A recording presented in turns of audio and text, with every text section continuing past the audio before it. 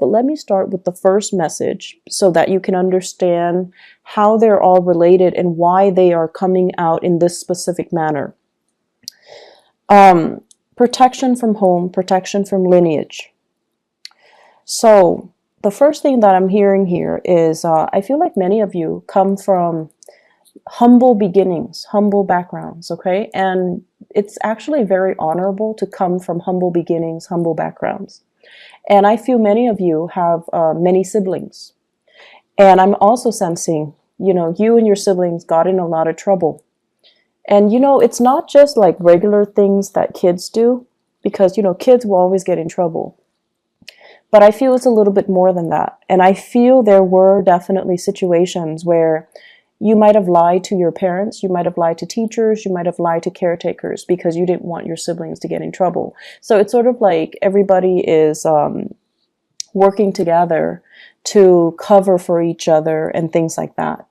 So I feel like, through that process and the environment that you grew up in, it might not have been the most stable, even the most loving, okay? So I feel like there were definitely a lot of anxiety that you've had regarding caretakers. There was a lot of anxiety that I'm feeling here. And what I mean here is that you felt the need to protect, either protecting your siblings or protecting yourself from some type of the environment that you were in. And so what I'm also sensing as well is, especially if you've behaved in a way where you got in trouble a lot, I feel like you had a lot of divine protection to kind of help you get out of those situations. And I also feel for many of you, it was a series of, getting into trouble. And you had divine protection to kind of get you out of those sticky, dicey situations. And what I'm sensing here is a lot of the times we have divine protection because we need it, because we're prone to either making bad decisions, or we're prone to being careless, or we're prone to losing our sense of direction or veering off track away from what our moral compass is telling us. So this is a month where you kind of need to realign yourself, and you kind of need to figure out, am I in danger of going astray? Am I in danger of overindulging? Am I in danger in any reason, like in any situation? Are there things that I need to be mindful about? Am I veering off track? Okay, so those are the main messages that is coming through to kind of guide you. And I'm also sensing as well, growing up, you might have had people that looked out for you, right? You might have had people that looked out for you. So they're saying here, protection from home, protection from lineage. And once again, it might have been siblings. It might have been people that you were really close to, that you consider to be family. But at the same time, it's like constantly getting each other out of trouble or looking out for each other can, in some situations, be enabling. So you want to be very careful about identifying, the fine line between enabling somebody and protecting somebody. So I see that concept coming in. I'm seeing some of you at work doing this same thing with your coworkers, helping to cover somebody who's making a mistake. You don't want them to get fired. You don't want them to get in trouble. So you cover for them. Okay? And then you're covering for them when things are too busy and they don't have time to eat their lunch, they're hungry or whatever, and you're covering for them. And that's fine. In the short run, that's fine. But in the long run, make sure that you're doing that for the right people, mainly because if you're constantly covering for somebody, they don't learn. And when they make the big mistakes and you're not there to cover for them, what exactly is going to happen? So you want to be a little bit conscientious about that. I see some of you as well. They're saying letting others feed. So I feel like that message denotes a lot of self-control, a lot of restraint from your end, which is really, really admirable. And I'm feeling many of you as well, you know, being caretaker, being in positions where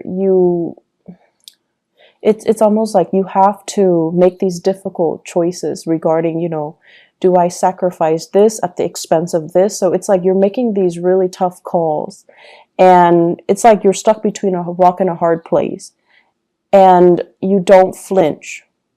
You're making these really difficult decisions, and I feel like it can really, you know, for a different sign, it can really break them. But I feel like for you, you're so, in a way, unfeeling about it. Like you tried so hard to detach yourself emotionally from the decision making process that to you it's like, yes, it's a rock, between a rock and a hard place, but somebody's got to make this decision, or you know, somebody's got to do it. So I see you having to be put in positions where you are doing these things that it can feel very, very defeating, like making these really, really tough decisions. And I see a lot of you having to do this in the work front, and I feel as well, these are the honorable qualities about you that will thrust you into the limelight, and that can really help you professionally. The second message that is coming through here, they're saying no more frivolous acts, okay? So straighten things out. Make sure you're where you're supposed to go. Make sure you are in alignment with your moral compass more than anything. So I see this compass, and then it says like morality on it. And it's kind of, you know, when a compass needle, it oscillates or it fluctuates. It's almost like you're close, but you're a little bit off track. So they're telling you, you know, aim to be virtuous, aim to be righteous, aim to do the things that you know is right, aim to basically be guided and make decisions that are guided by your moral compass. So once again, the previous message about you having to make these really difficult calls, make sure that whatever you do, you are guided by your internal moral compass. The frivolous acts message, I honestly feel like it deals with overindulgence in sex and relationships. Okay? It deals with, are you truthful to the people that you love? Or are you being led astray by, you know, physical desires for fun, excitement, and just, you know, meaningless relationships? So that is a message that I really want to emphasize, because it's coming out very strongly. It's coming out across 3 cards here in this spread. And so they're saying as well, you know, frivolous acts and overindulging and doing things based on our baser desires rather than from spiritual enlightenment. So I do see a lot of drinking, spending, you know, all night drinking and then making bad decisions. I do see people with a lot of relationship partners. So I would really, really urge you, be careful about protection. Be careful about shielding yourself from, you know, negative energies. Be careful as well that you don't end up, you know, like drinking the night away and then waking up next to a stranger and not using protection. So, you know, things like that. And I'm not going to go into that in further. So just please be careful for this month. It is still Mercury retrograde until the 15th. I believe is the 15th. And it's a prime time for us to do things in a more reckless manner. And it's a prime time for us to make mistakes, okay? In order to even miscommunicate, misunderstand, and do things that we normally wouldn't do. So it's a good time for you to be extra careful if you are sleeping around, if you are, you know, running around, having multiple relationships and with people that you don't know very well. So just please be careful about that. All right. So try to steer yourself on the right path and whatever vows you make to your relationship partner, make sure you honor them. Make sure you honor them, okay? Um, the third message here deals with a pot of money, okay? So like it's basically a pot of money. And what I see here is I'm feeling for some of you, the work situation is going swimmingly well. It's going really, really well. Many of you are able to travel, are able to see the world, are able to save up quite a bit of money, are able to kind of, have the lifestyle that you want because of your financial situation. Things are going really well for you guys. Many of you are also business owners. And I feel like you might be an associate, or you might even have a business partner. And so the two of you, or the three of you, or, the group of you, you're accumulating quite a bit of money. And you're busy. You're really, really busy. It's like money is coming in faster than you can spend. But on top of that, you're so busy that you're not really spending it. So it's growing, it's accumulating, and it's just sitting there. So you're in a very, very good space financially. And I honestly would suggest you're sitting on money, try to diversify, try to invest. And I also feel that you might want to go into real estate. You might want to go into property management. You might want even think about, opening up a restaurant, opening up a venue, opening up something where I feel like there is a physical structure. So it could be like, property management. You're managing physical structure. Opening up like a restaurant where it's physically like in a structure. So doing something like that where things are stabilized, and I feel like that's going to be the right way to do things, okay? Investing here and there, it's a little bit too volatile right now, so you might want to rethink it. And so I feel like you're sitting on some money, and make it, like put it to good use. Make it work for you, make it grow for you. And even if you're just like, oh, but I have so little, start investment with like 500 at a time. So you might not have, the 10,000 that you're hoping for a down payment, or even to start investing. Start investing it in some way, somehow. Start early, okay? What I'm also feeling as well is some of you might have financial linkages with another person. So it's like shared pot of money. So it's shared between you and other people, possibly with a partner, like a relationship partner, or a business partner. And I feel like, things cannot, like you can't make the decision unilaterally without their consent or without their input. So you're trying to decide what to do with the money. And I'm also sensing some of you, it's just like sitting there. It's not really being utilized to its full potential. And I also feel like you and your partner, you're interested in accumulating it, but it just sits there. So try to invest, try to expand your business, try to figure out what to do with it so that it's just not sitting there losing value over time, okay? I see that happening, and I feel like you're better off doing something right now. And, it's funny because it is Mercury in retrograde, but I feel like, having these discussions so that you can start planning things out and start doing things, it's actually more favorable for you guys during this time.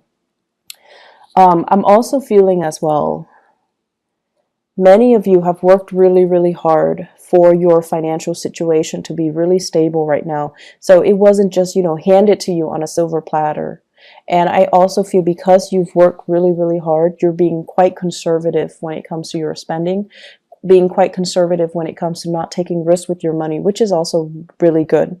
But I feel like the market is supporting that right now. So you might want to do a little bit more research, okay? Do a little bit more research and feel a little bit safer to spend, because I feel like it's a good time for investment opportunities. It's a good time for you to actually go for it. So whatever you've been thinking about for the past 3 years, definitely go for it, and don't shortchange yourself anymore invest in yourself. So some of you possibly could be thinking about taking a really big course. Like I'm seeing a lot of realtors. I'm also seeing people who are interested in like the hospitality and the restaurant types of businesses, where you might have to take like a course, you might have to take a training course, you might have to take an initial, course to do something, right? And you're just like, I don't know, it's a lot of money, like the enrollment fees are high, and you've been talking about it and mulling it over, but you're just like, I don't know if it's worth it. I don't know if I have the money right now. I feel that the money is there, and it actually is a really good time for you to start investing, okay? What I'm feeling as well, there is an air sign here in your work sector. So this is somebody that you're dealing with on a regular basis in the work front. Air signs are Aquarius, Gemini, and Libra. And I see a more, Aquarius is a masculine sign. But the way that I'm seeing this person is, I feel like it's more of a masculine person, someone who exhibits more, go-getter, assertive traits, okay? So we're not talking so much genders, we're talking about characteristics and traits. And this is somebody that is like a no BSer. If they catch you lying to them or shortchanging them or being deceitful or being evasive, they're going to get very aggressive, and they don't take no for an answer. It's somebody who's very, they're like a hawk, and they know how to dig for answers. They know exactly what they want. They go towards it, and they will, kind of slice through anything and anybody that is standing in their way. This is somebody that you actually admire, okay? You admire this person. And I honestly feel like you wish you could be like this person, but sometimes you get really annoyed by them because you feel like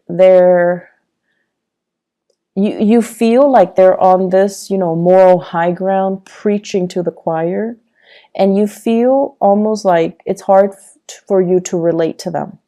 And then I'm also sensing as well, this is somebody that is, they're very righteous. They do things because they adhere to that moral compass. And I do feel as well, there is this love-hate relationship happening between you and this person, where a big part of you wants to adhere to your sense of morality. And you see that the other person has gotten where they are because they adhere to that. But I also see you comparing your life to their life, and you're just like, but I have more money, and they're still struggling. And so there's this comparison. There's also this sense of like this love-hate, but admiration. You really admire this person. And, they do things by the book, and they're not going to let anybody, money, power, or, people's opinion of them, steer them away from their moral compass. And I feel like that is very admirable. And at the end of the day, that's the person that you aspire to be. And this concept of morality is coming out so strongly for this month. I just feel like you're going to be confronted with many ethical dilemmas.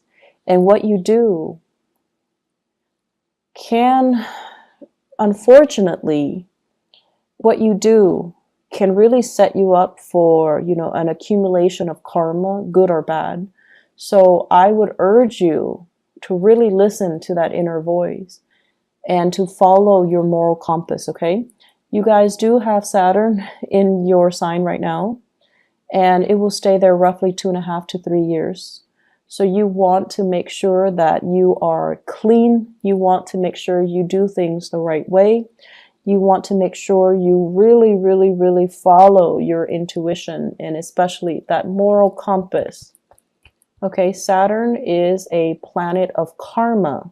It is also a taskmaster. It teaches us things that we don't want to deal with. it forces us to confront some important life lessons. And so what you do for this month, and especially in a Mercury retrograde period, it just feels to me to be very karmic. Mercury in retrograde, when secrets come spilling out. So what you do for this month is actually very, very important. So listen to that inner voice. Do the right thing. And obviously, you know, that's not going to apply to everybody. And just make sure you know where you stand, make sure you know who you are, and make sure that you do things by the book, okay? I guess we're moving on here to the last message, Temple of Power. Temple of Power. So I like this imagery because what I'm seeing here is I see this island. It's kind of like a moat. It's surrounded by water. It's cut off, and you know there's a bridge leading to the moat, and there's a temple, a fortified structure. It looks like a temple that's built on top of it. And I see you patrolling, walking back and forth, patrolling the perimeter, and you're kind of looking out. And you know there's only one way in, right? Like there's only one bridge over the water to get to where you are, but you're like obsessively just patrolling the area, looking out, just making sure that, you know, you're counting all the money in your vaults. You're looking out to make sure that no one is coming in to steal things right from under you. So what this denotes to me is it's a fear of competition. It's a fear of losing everything that you've worked really, really hard to get at, okay? And many of you, you guys are really, really hard workers. You guys work tirelessly to go after what you want. And I also feel as well, there's this sense that you really, really push yourself. And coupled with the first message about humble beginnings as well, you've gotten where you are today, mainly because I feel for many of you, you've had to make a lot of sacrifices. You had to make a lot of tough decisions.